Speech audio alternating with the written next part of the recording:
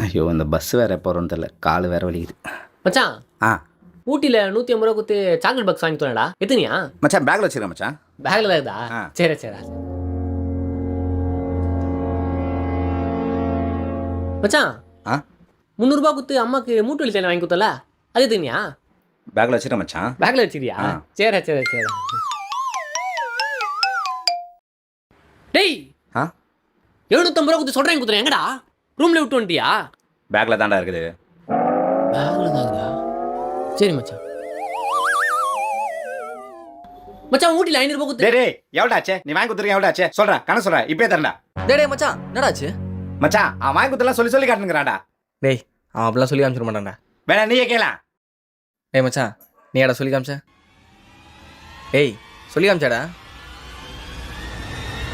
டேய் மச்சான் சொல்லி காமிச்சியாடா? ஆமாண்டா சொல்லி தானே காமிச்சேன். ஆமா உங்க எழுத்து என்ன கலர் இருக்குது? உனக்கு 1,50,000 செயின் வாங்கி கொடுத்துறேன். எங்க? டேய் மச்சான் எனக்கு எப்படா செயின் வாங்கி கொடுத்தா? ஆ உனக்கு நான் வாங்கி தரல, வாங்கி தரத்தை சொல்லிட முடியும். வாங்கி கொடுத்து தானே சொல்லிட முடியும். வாங்கி கொடுக்கும்போது எடுத்து பேக்கில் அடிக்கிறான், வாடான்னு சொல்ல வேண்டியதானே? மச்சான் விட்றா, டிக்கெட் எடுக்கணும், காசு கம்மியாகுது, ஒரு 200 இருந்தால் கூடா. டேய் உனக்கு டிக்கெட்டுக்கு காசு இருக்குதாடா?